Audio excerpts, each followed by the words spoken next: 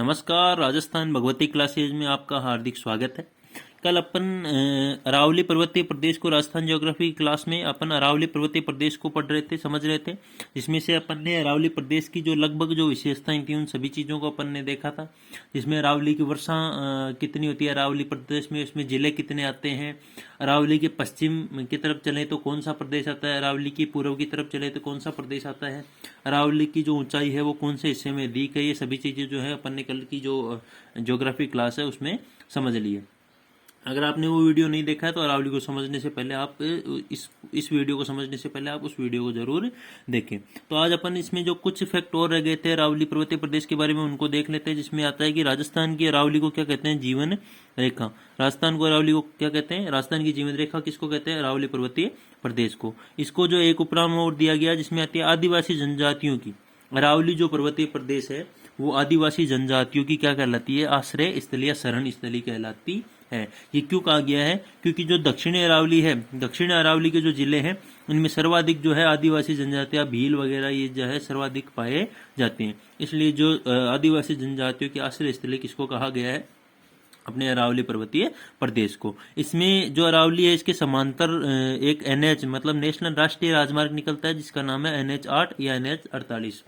राष्ट्रीय राजमार्ग जो इसके समांतर चलने वाला है। पूछा जा सकता है कि ऐसा राष्ट्रीय राजमार्ग जो अरावली पर्वतीय प्रदेश के क्या रहता है, समांतर चलने वाला है, कौन सा है, अपने राष्ट्रीय राजमार्ग 8 या NH 48 या NH 8। ये दो ऐसे राजमार्ग है जो अपने अरावली पर्वतीय प्रदेश की क्या चलते हैं, समांतर चलते हैं। और जो अरावली पर्वतीय प्रदेश है ये राजस्थान को दो समान भागों में दो विशिष्ट भागों में बांटती है, दो समान भागों में बांटती है।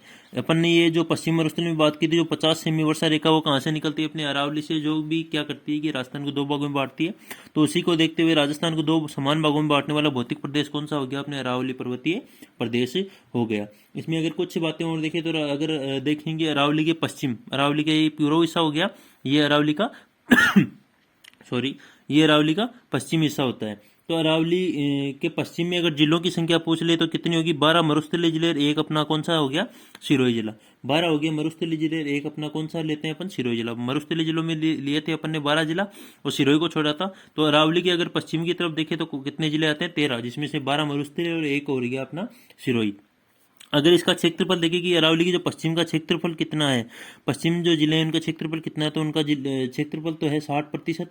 और अगर जनसंख्या की बात करें कि अरावली के पश्चिम में जनसंख्या कितनी रहती है, तो वो रहती है 40%। अब अगर अपन बात करते हैं कि अरावली के पूर्व की तरफ, इधर अरावली सहित या अरावली के पूर्व की तरफ कितने जिले हैं, अरावली सहित ही लिया गया है कि अरावली सहित अरावली के पूर्व की तरफ कितने जिलों को शामिल किया गया है।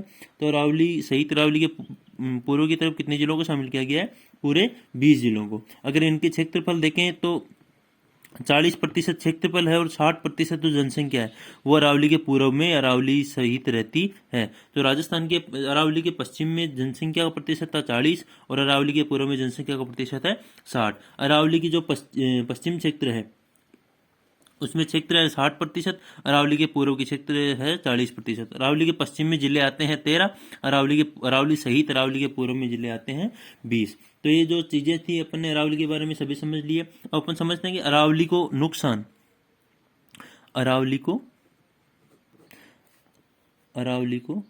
का नुकसान क्या है राजस्थान में, जो कि अपन ने पिछली क्लास में देखा था कि अरावली का एक नुकसान मैंने बता दिया था पिछली क्लास में, वही नुकसान मैं यहाँ बताने जा रहा हूँ कि अरावली का नुकसान है क्या, कि जो अरावली है वो जो अपनी दक्षिणी पश्चिमी मानसून जो आता है, अरब सागरीय जो मानसून जिसको कहते हैं, कौन सा, अरब सागरीय जो मानसून है उसके क्या है, ये अरावली पर्वतमाला समांतर है। जो दक्षिणी पश्चिमी मानसून है उसकी अरावली पर्वतमाला क्या है, समांतर है। तो जो अरब सागरीय जो मानसूनी पवने आती है उनके समांतर होने के कारण जो अरब सागरीय मानसूनी पवने हैं वो अरावली के समांतर क्या निकल जाती है, राजस्थान में बिना बरसे ही आगे निकल जाती है। तो इसका ये अरावली का नुकसान हो गया कि जो अरब सागरीय दक्षिणी पश्चिमी जो मानसूनी रेखाएं हैं उनको ये रोकने में असमर्थ होता है और जो मानसूनी पवने इसके समांतर आगे निकल जाती है, जिससे क्या होता है कि राजस्थान में वर्षा नहीं होती है। तो ये अरावली का एक नुकसान हो गया। अब अपन देखते हैं कि अरावली को खतरा किन किन चीजों से है। अरावली का नुकसान अपने लिए देख लिया था, अब अरावली का नुकसान देखते हैं कि अरावली का किन चीजों से नुकसान है। अरावली का नुकसान अरावली के नुकसान के लिए गवर्नमेंट ने क्या किया है, अरावली का जो नुकसान है किस तरीके से हो रहा है, ये सभी चीज़ें अपन थोड़ी सी इसको समझ लेते हैं। तो अरावली का जो सर्वाधिक नुकसान हो रहा है वो किससे हो रहा है, अवैध खनन से हो रहा है। किससे हो रहा है, अवैध खनन करने से हो रहा है। कि अरावली जो दिन प्रतिदिन जो है, अरावली की बहुत सी पहाड़ियाँ ऐसी है जो गायब हो चुकी है, इसलिए अरावली का अवैध खनन से क्या हो रहा है, अरावली का बहुत ज़्यादा नुकसान हो रहा है। तो इसके लिए जो गवर्नमेंट ने या राजस्थान गवर्नमेंट ने या भारतीय गवर्नमेंट ने क्या किया है, इस चीज़ों को मतलब नोटिस करने की कोशिश करते हैं। पता नहीं एग्जाम में पूछ लिया जाए कि अरावली के नुकसान के लिए कौन सी जो योजना या कौन सा ऐसा अभियान चलाया जा रहा है जिससे अरावली में नुकसान कम से कम हो। तो अरावली ने क्या किया कि अरावली के लिए क्या हुआ कि फरवरी 2019 में, कब, फरवरी 2019 में सुप्रीम कोर्ट ने, फरवरी 2019 में सुप्रीम कोर्ट ने अरावली क्षेत्र में 128 में से 128 जो पहाड़ियाँ, सुप्रीम कोर्ट ने घोषणा की कि अरावली की जो 128 है उनमें से 31 पहाड़ियाँ क्या हो गई है, गायब हो चुकी है। मतलब अवैध खनन उनका हो चुका है, खनन हो गया जिससे पहाड़ियाँ क्या हो गई, गायब हो गई, पहाड़ियाँ नष्ट हो चुकी है। तो सुप्रीम कोर्ट ने आदेश दिया कि अब इनका क्या होगा, खनन नहीं होगा। मतलब इसको गैर कानूनी कर दिया कि खनन को गैर कानूनी घोषित कर दिया कि अब यहाँ पे खनन नहीं होगा। 128 में से कितनी पहाड़ियाँ गायब हो गई, 31 पहाड़ियाँ। इसके कारण सुप्रीम कोर्ट जो है उसने आदेश दिए कि अरावली में खनन अब नहीं होगा। अरावली में जो 115.34 हेक्टेयर है वो कम हो गए। अरावली में जो 115.34 हेक्टेयर की जो क्षेत्रफल है वो क्या हो गया है, कम हो गया है। या ऐसे लगे 128 पहाड़ियों में से 31 पहाड़ियाँ जो है नष्ट हो गई है। कब से, 2 फरवरी 2018 में किसने आदेश दिया है कि अब अरावली का अवैध खनन नहीं होगा, सुप्रीम कोर्ट ने आदेश दिया है। कब, फरवरी 2019 में। तो ये एक कार्यक्रम ऐसा, मतलब सुप्रीम कोर्ट का आदेश है इसलिए इसको नोटिस करना पड़ा है। पता नहीं एग्जाम पूछ लिया जाए कि सुप्रीम कोर्ट ने कब आदेश दिया, तो फरवरी 2019 में आदेश दिया था कि अरावली को अब गैर कानूनी, अब जो खनन है वो गैर कानूनी घोषित हो चुका है, अब खनन नहीं होगा। अब अपन जो है अरावली को 3 हिस्सों में बांट रहे हैं। किसके आधार पर, अरावली को ऊंचाई के आधार पर। ऊंचाई के आधार पर अगर अपन अरावली को बांटते हैं तो अरावली 3 हिस्सों में बढ़ती है। कौन कौन से हिस्सों में बढ़ती है, एक अरावली का उत्तरी हिस्सा हो गया, एक अरावली का मध्य हिस्सा हो गया और एक अरावली का दक्षिणी हिस्सा हो गया। अगर अपन बात करें कि सबसे चौड़ा जो अरावली का क्षेत्रफल है, जो सबसे चौड़ा अगर देखें अरावली में क्षेत्रफल के हिसाब से, तो किधर फैली हुई अरावली, जो दक्षिणी अरावली है, दक्षिणी पश्चिमी जो अरावली है वो सबसे ज़्यादा चौड़ी कही जाती है। सबसे कम सकड़ी या सबसे कम चौड़ी जो अरावली पर्वतीय प्रदेश कौन से क्षेत्र में है, मध्य अरावली अजमेर जो क्षेत्र है वो सबसे कम चौड़ा या सबसे सकड़े रूप में उपस्थित है। उसके बाद में जो आता है उत्तरी अरावली। जो अपन ने बात की थी, उत्तरी अरावली जो है, या जो अरावली की जो पूर्वी ढाल है वो अधिक मानसूनी वर्षा प्राप्त करता है और जो पूर्वी ढाल है वो अधिक सघन वनस्पति रखता है। तो ये जो अरावली की जो प्रमुख प्रमुख विशेषताएं थी वो अपन ने सारी देख ली। अब अपन अरावली के अलग अलग विभाजन करते हैं कि उत्तरी अरावली में कौन कौन सी जो चोटियां आती है, मध्य अरावली में अपनी कौन कौन सी चोटियां आती है और दक्षिणी अरावली में अपनी कौन कौन सी चोटियां और दर्रे आते हैं। अपन ऊंचाई के आधार पर अगर अरावली के विभाजन करते हैं, ऊंचाई के आधार पर अगर अरावली का विभाजन करते हैं ऊंचाई के आधार पर, तो अरावली को 3 भागों में बांटा गया। ऊंचाई के आधार पर कितने भागों में बांटा गया अरावली को, 3 भागों में। कितने भागों में, 3 भागों में। कौन कौन से भागों में, उत्तरी, पहला अगर भाग लेते हैं तो अपने लेते हैं उत्तरी अरावली। कौन सा भाग है, पहला उत्तरी अरावली। अगर दूसरा भाग लेते हैं तो वो लेते हैं मध्य अरावली। कौन सा लेते हैं, मध्य अरावली। ये कैसे भाग किए, अपने ऊंचाई के आधार पर। तीसरा जो भाग लेते हैं वो लेते हैं दक्षिणी या दक्षिणी पश्चिमी अरावली।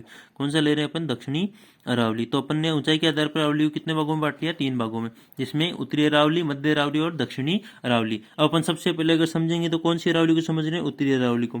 सबसे पहले कौन सी अरावली को समझ रहे हैं अपन, उत्तरी अरावली को।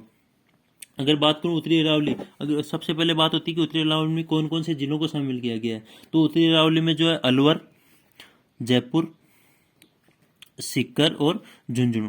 जयपुर, अलवर, सीकर और झुंझुनू। और नागौर का जो कुछ पूर्वी भाग है उसको भी क्या किया कर लिया गया है, उत्तरी अरावली में शामिल। तो ये 4 से 5 जो जिले हैं, जयपुर, सीकर, जयपुर, अलवर, झुंझुनू, जयपुर, अलवर, झुंझुनू और सीकर और नागौर का कुछ पूर्वी हिस्सा, इन 4 जिलों को किसमें शामिल किया गया, अपने उत्तरी अरावली में। किसमें, उत्तरी अरावली में। कौन कौन से जिले हैं, जयपुर, अलवर, सीकर, झुंझुनू और कुछ नागौर का पूर्वी जो हिस्सा है किसमें शामिल किया गया, अपने उत्तरी अरावली में। अब अपन देखते हैं कि जो उत्तरी अरावली है इसकी औसत ऊंचाई कितनी है। उत्तरी अरावली की औसत ऊंचाई, अगर उत्तरी अरावली की औसत ऊंचाई देखें तो 450 मीटर के लगभग इसकी क्या आती है, औसत ऊंचाई। सबसे कम ऊंचाई वाला अरावली में क्षेत्र देखा जाए तो कौन सा आता है, अपने उत्तरी अरावली। सबसे कम ऊंचाई पर स्थित क्षेत्र देखा जाए अरावली के संदर्भ में तो उत्तरी अरावली जो है सबसे कम ऊंचाई वाला क्षेत्र माना जाता है। तो औसत ऊंचाई देखी जाए अपनी किसकी, उत्तरी अरावली की, तो कितनी आती है 450 मीटर। अगर बात की जाए कि अरावली, जो उत्तरी अरावली, इसका निर्माण किन चट्टानों से हुआ है, किस प्रकार की चट्टानों से हुआ है,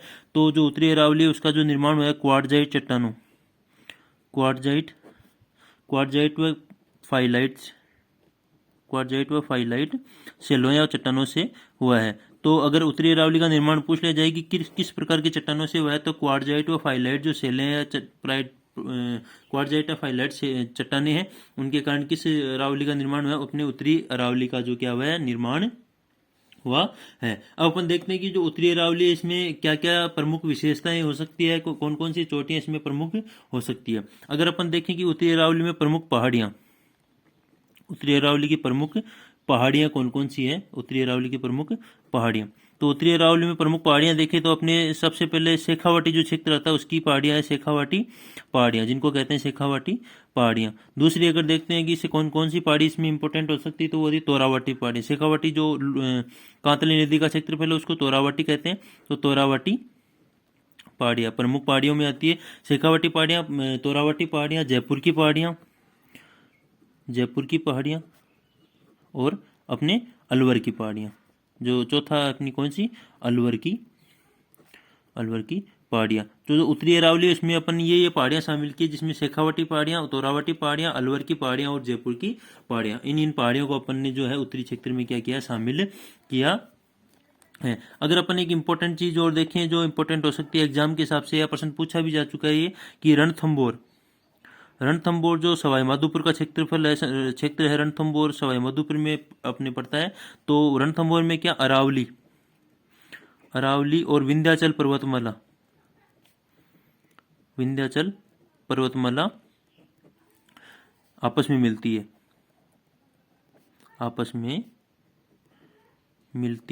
है। ये क्या फैक्ट है कि रणथंभौर जो राष्ट्रीय उद्यान है, रणथंभौर जो अभ्यारण्य है, उसमें अरावली व विंध्याचल पर्वतमालाएं आपस में क्या होती है, मिलती है। एक बार ये प्रश्न पूछा जा सकता है कि पूछा जा चुका है कि अरावली और विंध्याचल पर्वतमालाएं आपस में किस स्थान पे मिलती है, तो रणथंभौर जो सवाई माधोपुर का स्थान है वहां पे अरावली पर्वतमाला और जो अपनी विंध्याचल पर्वतमाला है वो दोनों आपस में क्या होती है, मिलती है। अब अपन क्या देखते हैं कि जो प्रमुख चोटियों को देखते हैं कि उत्तरी अरावली की कौन कौन सी ऐसी चोटियां जो अपने एग्जाम में आने लायक है, या जो प्रमुख रूप से नोट की जाती है, जिनको कि आपके आगे एग्जाम में आ सकती है या आ चुकी है। अब इनकी प्रमुख चोटियों को देख रहे हैं, जिसमें सबसे पहले अगर बात करते हैं तो अपने सिक्कर की चोटी लेते हैं, कौन सी, रघुनाथगढ़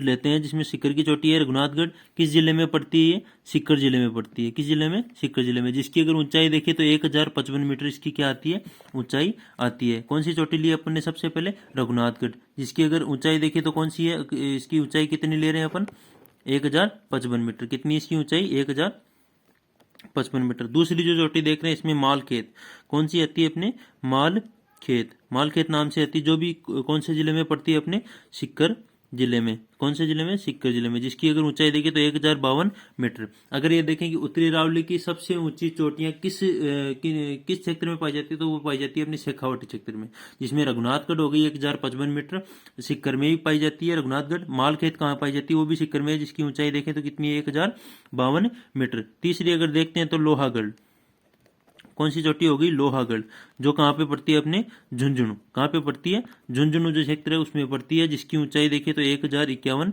मीटर इसकी क्या आती है, ऊंचाई आती है। चौथी जो अपनी चोटी देखते हैं वो देखते हैं अपनी भोजगढ़, कौन सी देखते हैं, भोजगढ़ जो चोटी है वो कहाँ पड़ती है, अपनी भोजगढ़ पड़ती है अपनी झुंझुनू में। वो भी कहाँ पड़ती है, झुंझुनू में, जिसकी अगर ऊंचाई देखे तो वो आती है 997 मीटर। अपने चार चोटियां जो प्रमुख चोटियां हैं, रघुनाथगढ़ सीकर में पड़ती है 1055 मीटर। दूसरी मालखेत देखिए अपने सीकर में कितनी है, 1052 मीटर। तीसरी देखिए अपन ने लोहागढ़ जो कहाँ पड़ती है, झुंझुनू में 1051 मीटर। चौथी अपन ने देखी भोजगढ़ जो भी कहाँ पड़ती है, झुंझुनू में कितनी है, 997 मीटर। पांचवी अपन देख रहे हैं इसमें खो, पांचवी चोटी नाम आती है खो, जो कि अपने पड़ती है जयपुर में। कहाँ पड़ती है, जयपुर में। जयपुर जो राजधानी है राजस्थान की उसमें पड़ती है, जयपुर में। कितनी है ये, 920 मीटर। कितनी है, 920 मीटर। ये भी इंपॉर्टेंट चोटी हो सकती है। रघुनाथगढ़ इंपॉर्टेंट चोटी है, और मालखेत क्या है, इंपॉर्टेंट चोटी है, जो कि लगभग एग्जाम्स में पूछी जाती है, रघुनाथगढ़, मालखेत, खो। आगे अगर चोटी देखिए खो कितनी है, 920 मीटर। कहाँ पड़ती है, अपने जयपुर में। खो के आगे देखें तो अपने नाम आता है बहराज का।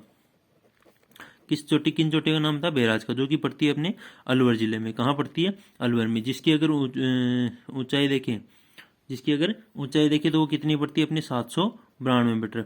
तो 900 से अधिक ऊंचाई वाली जो चोटियां, चारों चोटियां, पांचों चोटियां अपन ने उनको देख लिया। अब अपन थोड़ी नीचे आते हैं, मतलब कम ऊंचाई वाली चोटियों को देखते हैं, जिसमें बैराज सबसे है। अलवर कितनी है? 792 मीटर। आगे अगर चोटी देखें तो बाबाई नाम आता है। कौन सी चोटी? बाबाई नाम आता है, जो कि कहाँ पड़ती है अपने? बाबाई चोटी। बाबाई चोटी पड़ती है अपने जयपुर में। कहाँ पड़ती है?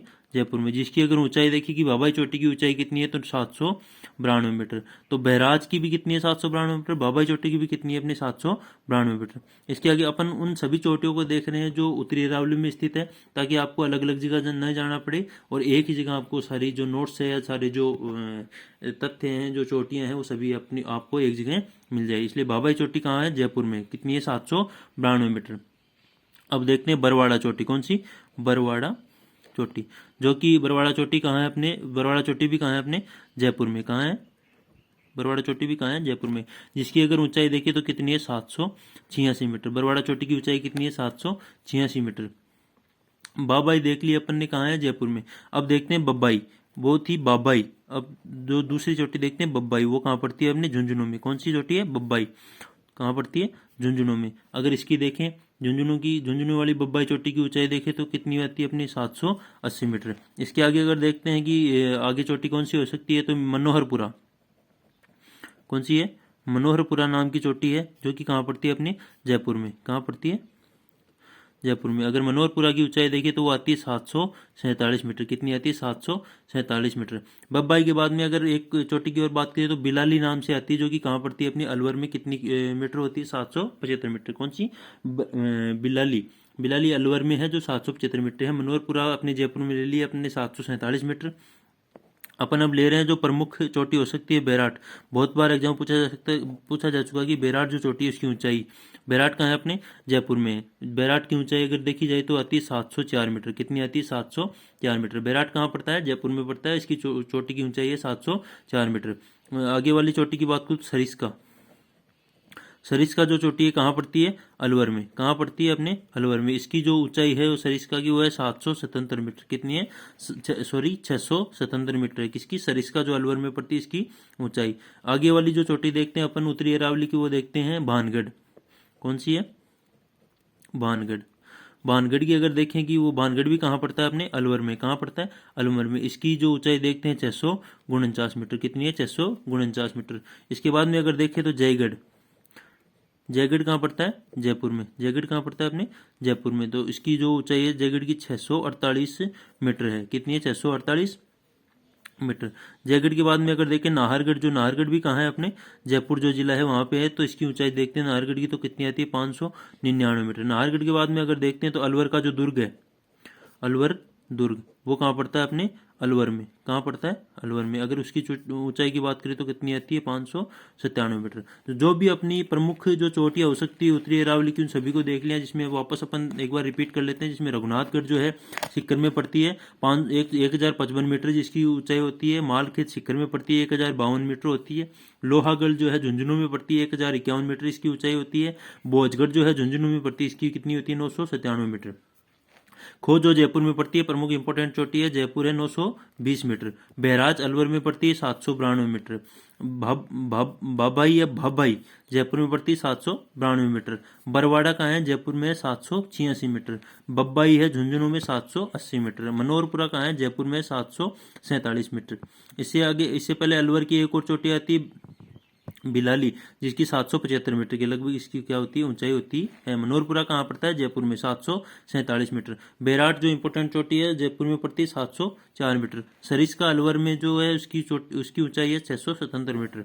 भानगढ़ कहाँ पड़ता है? अपने अलवर में पड़ता है 649 मीटर। अगर भानगढ़ से पहले एक और चोटी देख लें अपन की, भानगढ़ से पहले शिरावास नाम की चोटी आती है, जो भी कहाँ है अपने? अलवर में। उसकी अगर ऊंचाई देखें तो वो आती है 651 मीटर के लगभग। शिरावास जो चोटी है कहाँ पड़ती है? अलवर में। उसकी भी 651 मीटर। भानगढ़ की है 649 मीटर। जयगढ़ की 648 मीटर जयपुर में पड़ता है। नाहरगढ़ की जयपुर जो 599 मीटर। अलवर जो दुर्ग है उसकी कितनी ऊंचाई है? 597 मीटर। जो कहाँ पड़ती है अपने अलवर में। ये जो चोटियाँ थी अपन ने जो उत्तरी अरावली की लगभग सारी चोटियाँ देख ली है, जिसमें आपको क्या होता है कि अलग अलग बुक्स में देखना पड़ता है कि ये जो चोटी है कौन सी बुक में मिलेगी या ये चोटी रह गई है। कई बार पूछ प्रश्न घुमा के पूछ लिया जाता है या कई बार जो है 4-5 चोटियाँ देके प्रश्न पूछ लिया जाता है। तो उन सभी चोटियों को अपन ने कवर कर लिया है। तो उत्तरी अरावली की जो संपूर्ण चोटियाँ इसमें आ गई है। अब जो अपन एक दो जो इम्पोर्टेंट चीज हो सकती है उत्तरी अरावली की उसको भी अपन देख लेते हैं। अब अगर अपन कुछ इंपॉर्टेंट चीजें और देखिए उत्तरी अरावली की, तो एक नाम आता है सरिस्का पठार। सरिस्का जो अभ्यारण्य है, सरिस्का जो अभ्यारण्य है उसमें पठार का नाम आता है क्रास का। कौन सा पठार आता है? क्रास का पठार, जो कहाँ पाया जाता है? अपने उत्तरी अरावली में। कहाँ पाया जाता है? अपने उत्तरी अरावली में। एक और जो अलवर में आता है काली घाटी। काली घाटी जो भी कहाँ पड़ता है? अपने अलवर में। सरिस्का अभ्यारण्य में पड़ती है काली घाटी। और जो क्रास का नाम का पठार है वो भी कहाँ पड़ता है? अपने सरिस्का अभ्यारण्य, जो कि किस प्रदेश का हिस्सा है? अरावली प्रदेश का, जो कि उत्तरी अरावली का हिस्सा है। काली घाटी जो है मोरों के लिए प्रसिद्ध है, या मोर की यहाँ पे क्या पाई जाती है? अधिकता पाई जाती है। किस क्षेत्र में? काली घाटी जो क्षेत्र है अलवर का, वहाँ पे क्या पाई जाती है? मोर की अधिकता पाई जाती है। एक जो दर्रे हैं, 2 दर्रे हैं यहाँ के। कहाँ के? एक दर्रा आता है जो उत्तरी अरावली का प्रमुख दर्रा हो सकता है, जिसका नाम है डोडीमल। डोडीमल दर्रा कौन सा दर्रा है? उत्तरी अरावली का डोडीमल दर्रा, जो कि रणथंभौर राष्ट्रीय उद्यान है। रणथंभौर राष्ट्रीय जो उद्यान है उसमें पाया जाता है। कौन सा? डोडीमल दर्रा जो है रणथंभौर राष्ट्रीय उद्यान में पाया जाता है, जो उत्तरी अरावली का क्या है? प्रमुख दर्रा होता है। उत्तरी अरावली में लगभग एक ही दर्रा है जिसका नाम है डोडीमल दर्रा, जो कि रणथंभौर राष्ट्रीय उद्यान में पाया जाता है। एक घाटी आती है जो कि कुशाली घाटी नाम से है, वो कहाँ पाई जाती है? अपने उत्तरी अरावली में। कुशाली घाटी सवाई माधोपुर, सवाई माधोपुर में पाई जाती है। कौन सी घाटी? कुशाली घाटी। कौन सी घाटी? कुशाली घाटी। कौन से क्षेत्र में पाई जाती है? सवाई माधोपुर जिला है, वहां पाई जाती है कुशाली घाटी। डोडीमल दर्रा रणथंभौर सवाई माधोपुर में पाया जाता है। सरिस्का जो अभ्यारण्य है उसमें क्रास का नामक पठार पाया जाता है। काली घाटी जो मोर की अधिकता के कारण प्रसिद्ध है, वो कहाँ पे पाई जाती है? अपने अलवर में पाई जाती है और उत्तरी अरावली में पाई जाती है। तो ये जो उत्तरी अरावली की प्रमुख चोटियां थी, जो भी प्रमुख बातें थी, वो अपन ने समझ ली है। अब अपन समझते हैं मध्य अरावली को।